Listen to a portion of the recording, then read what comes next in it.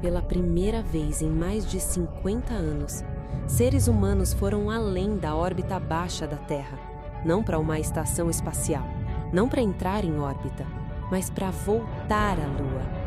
Artemis II fez algo que não era feito desde Apolo.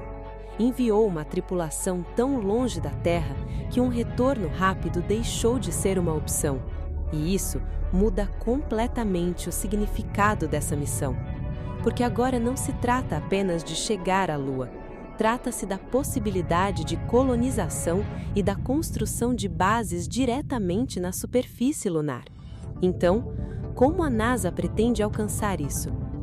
Nas profundezas das regiões polares da Lua, existem crateras onde a luz solar não chega há bilhões de anos. Não minutos, não anos, bilhões. As temperaturas ali caem abaixo de menos 328 graus Fahrenheit, frio o suficiente para que a água permaneça congelada para sempre. E toda a missão futura está construída sobre uma única suposição, que esse recurso congelado possa realmente ser utilizado. Ainda assim, nenhuma missão tripulada jamais testou toda a cadeia, desde chegar à Lua, operar em sua superfície, até permanecer lá. Artemis II não foi enviada para explorar essas crateras. Ela foi enviada a responder algo que vem antes disso. 4 pessoas, 10 dias, sem pouso, longe o suficiente para que um retorno imediato não fosse mais possível, longe o suficiente para que cada sistema tivesse que funcionar perfeitamente. Hoje, vamos falar sobre o que Artemis II realmente provou, o que ela não provou, e por que essa diferença determinará se Artemis III conseguirá pousar. Porque chegar à Lua já não é mais o problema. É saber se uma tripulação pode chegar até lá e manter tudo funcionando tempo suficiente para permanecer. E essa questão é decidida, antes de tudo, pelas pessoas dentro da espaçonave. Vamos deixar uma coisa clara desde o início. Esta missão não é simbólica, ela é operacional. A tripulação de Artemis II foi escolhida por uma razão: experiência operando sob pressão. Reed Wiseman, comandante. Victor Glover, piloto. Christina Koch, especialista de missão. Jeremy Hansen, especialista de missão. Cada um deles traz sua própria experiência de voo, missões de longa duração, operação de sistemas complexos e trabalho em ambientes confinados onde pequenos erros se acumulam com o tempo. Porque esta missão não está testando capacidade de exploração. Ela está testando como decisões são tomadas sobre atraso de comunicação, como tarefas são executadas quando nada pode ser apressado, como pequenos erros são corrigidos antes de desencadear uma reação em cadeia. Pela primeira vez em décadas, decisões críticas estão sendo tomadas a uma distância tão grande da Terra. Uma nave espacial pode ser projetada, seus sistemas podem ser testados, mas existe uma parte da missão que só pode ser avaliada com seres humanos a bordo. Porque pousar na Lua já não é o maior desafio. Esse problema foi resolvido há décadas. O verdadeiro desafio agora é outro. Um pouso é apenas um evento, mas uma base lunar é uma operação contínua. Isso significa lançamentos repetidos, rotação de tripulações, manutenção constante de equipamentos e resolução de problemas sem possibilidade de retorno imediato. Nada é reiniciado entre uma missão e outra. Se algo falhar, a próxima tripulação herdará esse problema. E foi exatamente isso que Artemis II testou. Não o pouso, não operações na superfície, mas se uma missão pode continuar funcionando sem interrupções. Porque quando missões começam a se sobrepor, estabilidade passa a ser mais importante do que capacidade. Se as missões precisarem acontecer continuamente, o ambiente deixa de ser apenas um cenário e passa a fazer parte do sistema. E a Lua não tolera interrupções. Mas por que a Lua não perdoa atrasos ou falhas? Primeiro, porque um único ciclo completo de dia e noite lunar dura cerca de 28 dias terrestres. Isso significa 2 semanas inteiras de luz solar contínua, seguidas por 2 semanas completas de escuridão absoluta. Sem atmosfera, as temperaturas oscilam de forma extrema. Os materiais na superfície aquecem intensamente e depois despencam para temperaturas abaixo de -328 graus Fahrenheit. E nas regiões permanentemente sombreadas, a situação é ainda mais severa. Ali, as temperaturas podem cair para cerca de -418 graus Fahrenheit. Qualquer sistema incapaz de armazenar energia ou reter calor simplesmente para de funcionar. E quando os sistemas falham na Lua, eles não são fáceis de reiniciar. É isso que torna a permanência tão complexa. Porque sobreviver na Lua não depende apenas de chegar até lá. Depende de manter tudo funcionando, mesmo quando o ambiente trabalha contra você. E nesse cenário, cada detalhe importa. Cada sistema, cada decisão, cada minuto. Porque no ambiente lunar não existe margem confortável para erro. É por isso que Artemis II representa muito mais do que um voo ao redor da Lua. Ela é o primeiro passo real para responder à pergunta mais importante da nova era espacial. Não se podemos chegar à Lua, mas se conseguimos permanecer lá.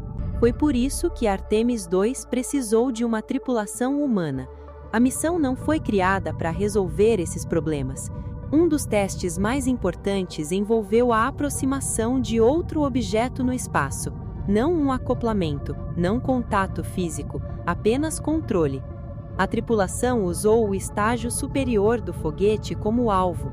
Eles se aproximaram lentamente, sincronizaram seus movimentos e o circundaram com precisão. Porque no espaço profundo, nada permanece parado. Mesmo pequenas diferenças de velocidade causam desvios, e pequenos erros, quando não corrigidos, se acumulam. Isso não é como pilotar uma aeronave. Não existe resistência do ar. Não existe estabilização natural. Cada movimento precisa ser calculado. Cada ajuste leva tempo para surtir efeito. E essa é a verdadeira dificuldade das operações espaciais de longa duração. Não basta que a nave funcione. É preciso que a tripulação consiga manter controle absoluto em um ambiente onde qualquer erro cresce silenciosamente. Porque futuras missões dependerão exatamente dessa capacidade. Chegar próximo, controlar com precisão, executar manobras delicadas e repetir isso inúmeras vezes, sem margem para falhas. A Artemis II foi o primeiro grande teste dessa realidade, não para provar que podemos visitar a Lua, mas para provar que conseguimos operar com segurança longe o suficiente da Terra, onde não há espaço para improviso. A Orion não é uma nave espacial grande. Todo o seu volume pressurizado é de cerca de 9 metros cúbicos, pouco mais de 300 pés cúbicos. 4 astronautas operam dentro de um espaço comparável à cabine de uma pequena van. Não há compartimentos separados, não há áreas isoladas. Tudo acontece dentro do mesmo ambiente compartilhado.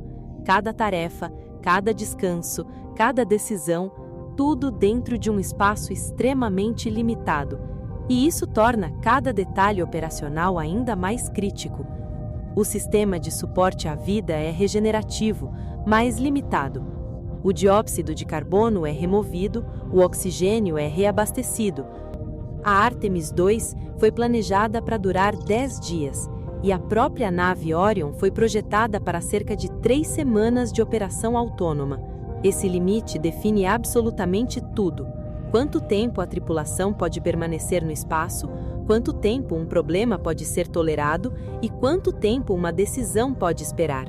Cada hora consumida reduz a margem disponível, cada falha reduz as opções e cada atraso aproxima a missão do seu limite operacional. E a missão termina com o seu teste mais crítico, a reentrada na atmosfera terrestre. Ao retornar da Lua, a cápsula Orion entra na atmosfera em velocidades extremas, velocidades tão altas que qualquer erro térmico pode ser fatal. Nesse momento, toda a segurança da missão depende de um único sistema, o escudo térmico. É ele que precisa suportar temperaturas intensas, forças violentas e proteger a tripulação durante os minutos mais perigosos de toda a jornada. Dados de voos anteriores mostraram perda de material em mais de 100 pontos diferentes no escudo térmico. A NASA identificou que isso foi causado pelo acúmulo de gases dentro das camadas do escudo durante a reentrada atmosférica. E a última vez que seres humanos enfrentaram condições como essas foi há mais de meio século. Nas missões Apollo, a lógica era simples: pousar, permanecer por poucos dias e partir. Não existiam sistemas voltados para a permanência prolongada, não existiam operações contínuas, tudo era otimizado para um único objetivo: chegar à superfície e retornar com segurança. Não havia necessidade de manter infraestrutura, não havia necessidade de preparar o terreno para outra tripulação, não existia a expectativa de que os sistemas continuassem funcionando após o fim da missão. A Artemis II é significativa porque transforma a estratégia em prova. Prova de que tripulações podem viver e trabalhar no espaço lunar e de que o sistema é capaz de trazê-las de volta para casa. O pouso seguinte já não é mais apresentado como um momento dramático único. Ele se torna a primeira etapa de uma campanha de construção. Dezenas de pousos, sistemas de energia capazes de suportar longas noites, rovers considerados como uma frota operacional e um posto avançado na superfície projetado para continuar funcionando muito depois que as primeiras pegadas desaparecerem. Se chegar lá já não é mais um desafio, para onde iremos depois?